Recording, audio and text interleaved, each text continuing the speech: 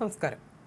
നമ്മുടെ നാട്ടിൽ ദുരന്തഘട്ടങ്ങളിലും അല്ലെങ്കിൽ ഏറെ ജാഗ്രത പുലർത്തേണ്ടുന്ന സാഹചര്യങ്ങളിലും പലപ്പോഴും അതിനേക്കാൾ പ്രതിസന്ധിയാകുന്നത് അതുമായി ബന്ധപ്പെട്ട് പ്രചരിക്കുന്ന വ്യാജ വാർത്തകളാണ്.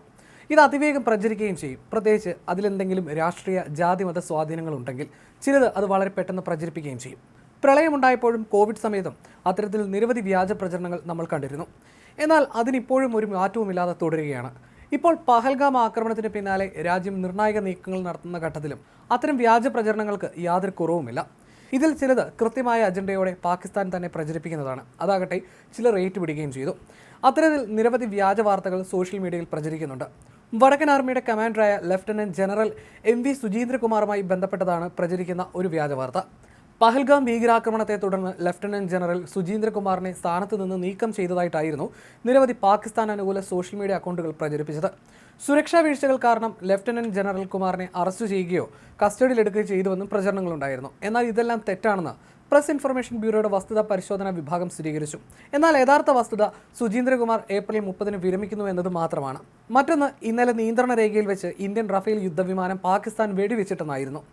ഇതും വ്യാജമെന്ന് സൈനിക വൃത്തങ്ങൾ വ്യക്തമാക്കിയിട്ടുണ്ട്. അടുത്തത്, ഇന്ത്യൻ സൈന്യത്തിന്റെ തയ്യാറെടുപ്പിനെ കുറിച്ചുള്ള വിവരങ്ങൾ ചോർന്നെന്ന് പ്രചരിക്കുന്ന ചില രേഖകളായിരുന്നു. എന്നാൽ അതും പൊളിഞ്ഞു. അങ്ങനെയൊരു സംഭവമേ ഇല്ല.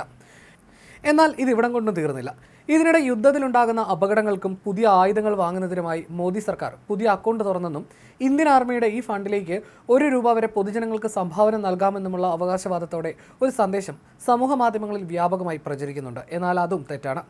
ഇതുകൂടാതെ ഇന്ത്യൻ സൈനികന്റെ വെളിപ്പെടുത്തൽ എന്ന വ്യാജേന ഒരു പാക് നടന്റെ വീഡിയോ പുറത്തു വന്നിരുന്നു. അതാകട്ടെ ഇങ്ങ് കേരളത്തിലുള്ള ചിലരും ഏറ്റുപിടിച്ചു. അങ്ങനെ നിരവധി സംഭവങ്ങൾ. ഭീകരത വളർത്തുന്നതിലെ പാകിസ്ഥാന്റെ പങ്ക് വ്യക്തമായതോടെ ഇതിനെ ചെറുക്കാനും യുദ്ധത്തെ നേരിടാനുള്ള സാഹചര്യം ഒഴിവാക്കാൻ കൃത്യമായ അജണ്ടയോടെ പാകിസ്ഥാൻ തയ്യാറാക്കി വിടുന്നതാണ് ഈ വ്യാജ പ്രചാരണങ്ങളെല്ലാം തന്നെ. മാത്രമല്ല, ഇന്ത്യയുടെ നീക്കത്തെ പാകിസ്ഥാൻ വല്ലാതെ ഭയക്കുന്നുണ്ട്. ഇന്ത്യ ആക്രമിക്കാൻ ഒരുങ്ങുന്നുവെന്നും ഇടപെടൽ വേണമെന്നും ഐക്യരാഷ്ട്രസഭയുടെ പാകിസ്ഥാൻ ആവശ്യപ്പെട്ടതും ആ ഒരു ഭയം കൊണ്ടാണ്. ആക്രമണം സംബന്ധിച്ച് വ്യക്തമായ വിവരം ലഭിച്ചെന്നാണ് പാകിസ്ഥാൻ പ്രധാനമന്ത്രി ഷഹബാസ് ഷെരീഫ് പറഞ്ഞത്. അന്വേഷണത്തിന് അന്താരാഷ്ട്ര കമ്മീഷനെ അംഗീകരിക്കാമെന്നും അറിയിച്ചിരുന്നു. UN സെക്രട്ടറി ജനറൽ അന്റോണിയോ ഗുട്ടറസിനോടാണ് പാകിസ്ഥാൻ ഇടപെടൽ തേടിയത്. UN സെക്രട്ടറി ജനറൽ പഹൽഗാം ഭീകരാക്രമണത്തെ നിസ്സംശയം അപലപിച്ചതിനെ അഭിനന്ദിക്കുന്നു. ഉത്തരവാദിത്തത്തിന്റെ പ്രാധാന്യത്തെക്കുറിച്ച് യോജിക്കുന്നു. ഈ ആക്രമണത്തിന് പിന്നിലെ കുറ്റവാളികളെയും ആസൂത്രകരെയും ഇവരെ പിന്തുണയ്ക്കുന്നവരെ നിയമത്തിന് മുന്നിൽ കൊണ്ടുവരുമെന്ന് ഇന്ത്യ ഉറച്ച തീരുമാനമെടുത്തിട്ടുണ്ടെന്നായിരുന്നു ജയശങ്കർ അദ്ദേഹത്തിന് മറുപടി നൽകിയത്. പഹൽഗാം സംഭവത്തിൽ സുതാര്യവും നിഷ്പക്ഷമായ അന്വേഷണം ആവശ്യപ്പെട്ടു. UN സുരക്ഷാ സമിതി പ്രമേയങ്ങൾക്കനുസൃതമായി ജമ്മു കാശ്മീർ തർക്കം പരിഹരിക്കുന്നതിൽ UN അതിന്റെ പങ്ക് വഹിക്കണം. പാകിസ്ഥാൻ സമാധാനത്തിന് പ്രതിജ്ഞാബദ്ധമാണെന്ന് പാകിസ്ഥാൻ പ്രധാനമന്ത്രി ഷഹബാസ് ഷെരീഫും എക്സിൽ കുറിച്ചു. അടുത്ത 24 മുതൽ 36 മണിക്കൂറിനുള്ളിൽ ഇന്ത്യ തങ്ങൾക്കെതിരെ സൈനിക നടപടിക്ക് പദ്ധതിയിടുന്നുവെന്ന് സൂചിപ്പിക്കുന്ന വിശ്വസനീയമായ രഹസ്യാന്വേഷണ വിവരം പക്കലുണ്ടെന്ന് പാകിസ്ഥാൻ അവകാശപ്പെടുന്നതിനിടയിലാണ് UN സെക്രട്ടറി ജനറൽ ഇരു രാജ്യങ്ങളുമായി സംസാരിച്ചത്. എന്നാൽ ഇതിനിടയിലും രാജ്യാന്തര അതിർത്തിയിൽ വെടിനിർത്തൽ കരാർ ലംഘിച്ച് പാകിസ്ഥാൻ പ്രകോപനം തുടരുന്നുമുണ്ട്.